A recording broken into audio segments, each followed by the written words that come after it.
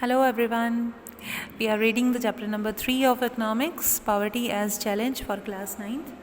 और हमने last part में कवर किया था कि कॉजेज़ ऑफ पावर्टी क्या है, उसके बाद कौन कौन सी ऐसी स्कीम्स हैं जो गवर्नमेंट ने चलाई हैं पावर्टी को रिमूव करने के लिए। और हमने देखा है कि बहुत सारी स्कीम्स इंट्रोड्यूस की गई हैं by the government of India so that poverty can be removed, और उससे बहुत number of poor people decline भी हुए हैं।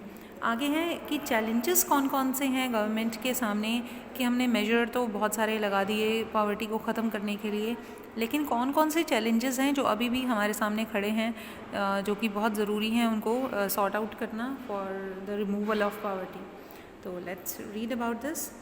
The challenges ahead. Poverty has certainly declined in India, but despite the progress, poverty reduction remains India's most compelling challenge. Wide disparities in the poverty are visible between rural and urban areas among different states. तो poverty जो है कम तो हुई है India में, उसमें कोई doubt नहीं है, लेकिन जो पावर्टी की जो प्रोग्रेस है वो बहुत ही चैलेंजिंग रही है before the government of India. और ये जो डिस्पैरिटीज़ हैं, ये जो कमियां हैं, ये देखी गई हैं पुअर पावर्टी की कहाँ कहाँ पे, रूरल एरिया में और अर्बन एरिया में, और अलग अलग स्टेट्स में अलग अलग इसका रेशो है, अलग अलग परसेंटेज है पुअर की। तो क्यों है ऐसा? Certain social and economic group are more vulnerable to poverty.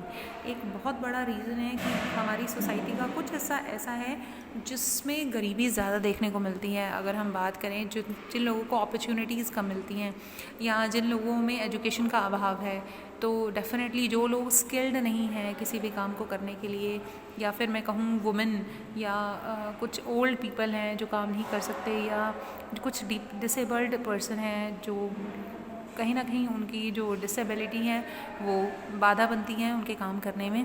तो कुछ एक ऐसा ग्रुप है जो ज़्यादा उनके पुअर होने के चांसेस हैं, तो उनको पहले तो हमें उनका लेवल बेटर करना पड़ेगा। Poverty reduction is expected to make better progress in the next 10 to 15 years, और ऐसा अंदाज़ा लगाया जा रहा है कि नेक्स्ट 10 to 15 ईयर्स में पॉवर्टी रिडक्शन और ज़्यादा देखने को मिलेगा। This would be possible mainly due to the higher economic growth.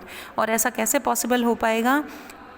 अगर इकोनॉमिक ग्रोथ अच्छा हो लोगों का, अगर उनकी वो जो कमाने के ज़रिए हैं वो बढ़ाए जाएँ, उनकी इनकम बढ़ाई जाए तो, और increasing stress on universal free elementary education, और किसी न किसी तरह उनकी आने वाली जनरेशन को एलिमेंट्री एजुकेशन दी जाए, वो भी फ्री, यानी वो बेसिक एजुकेशन तो हर एक के पास होनी चाहिए।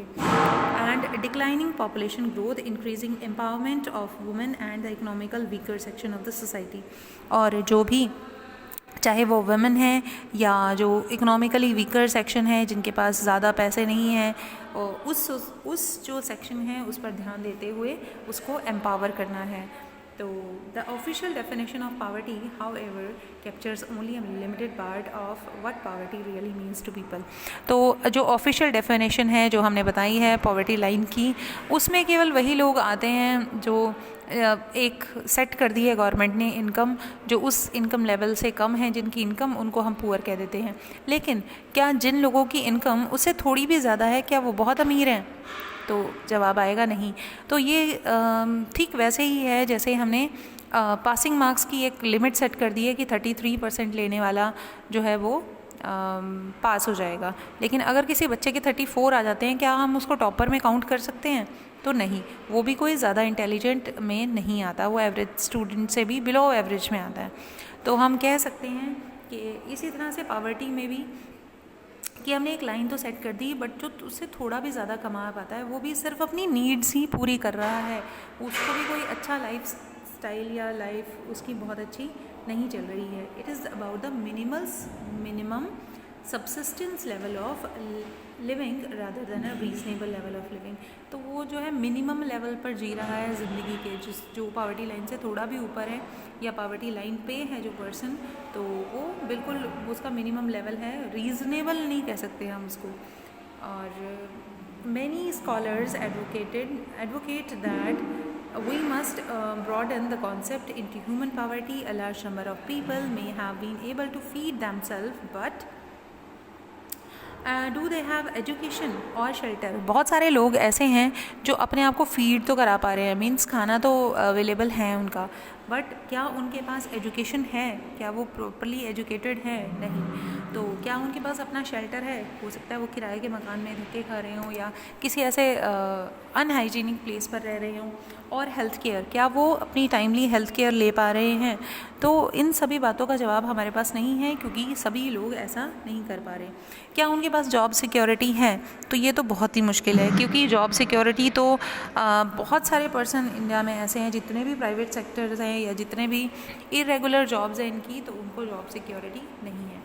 और सेल्फ कॉन्फिडेंस, और डेफिनेटली ये सब चीज़ें नहीं होंगी तो उनमें सेल्फ कॉन्फिडेंस भी कहीं ना कहीं लैग करेगा। Is the practice of child labor still common? Worldwide experience show that with development, the definition of what constitutes poverty also changes. तो डेफिनेटली ये डेफिनेशन भी पावर्टी की चेंज होनी चाहिए, क्योंकि इन सभी को अगर हम देखें, एजुकेशन को, जॉब सिक्योरिटी को, या फिर उनके लिविंग स्टैंडर्ड को, या फिर उनके पास शेल्टर है या नहीं, हेल्थ केयर है नहीं है या नहीं, तो इन सभी चीज़ों को अगर हम देखें तभी हम कह सकते हैं कि एक पर्सन को एटलीस्ट ठीक तरह की बेसिक जो नेसेसिटीज़ हैं उसकी पूरी हो रही हैं, लेकिन ऐसा नहीं हो रहा है। तो eradication of poverty is always a moving target. Hopefully we will be able to provide the minimum necessary in terms of only income to all people by the end of the next decade. तो हमें प्रयत्न करने होंगे कि next decade में, अगले 10-15 सालों में, हम उनको एटलीस्ट मिनिमम नेसेसरी चीज़ें, उनकी हेल्थ भी नेसेसरी है, उनकी एजुकेशन भी नेसेसरी है, ये सब चीज़ें हम उनको प्रोवाइड करवा सकें। But the target will move on for many of the bigger challenges that still remain, providing healthcare, education and job security for all. तो कहता है कि हम पावर्टी लाइन से तो ऊपर खींच लाए हैं उन्हें, पर हमें और भी उनको फैसिलिटीज़ अवेलेबल करवानी पड़ेगी, और उन फैसिलिटीज़ में हेल्थ केयर, एजुकेशन और जॉब सिक्योरिटी है। अचीविंग जेंडर इक्वालिटी भी है, और डिग्निटी फॉर द पुअर भी है, ताकि कोई भी उन्हें कम ना समझे या उन्हें नीची नज़रों से ना देखे। These will be given even bigger task. तो ये जो है बहुत ही बिगर टास्क है इंडिया में, तो इसको अचीव करना ही सही मायने में पावर्टी को ख़त्म करना होगा। तो ये था आपका चैप्टर, और होपफुली आपने ध्यान से सुना होगा, और मैं नोट्स आपको ज़रूर भेज दूँगी। Till then bye bye. हम नेक्स्ट वीडियो में नेक्स्ट चैप्टर करेंगे। Thank you very much for listening.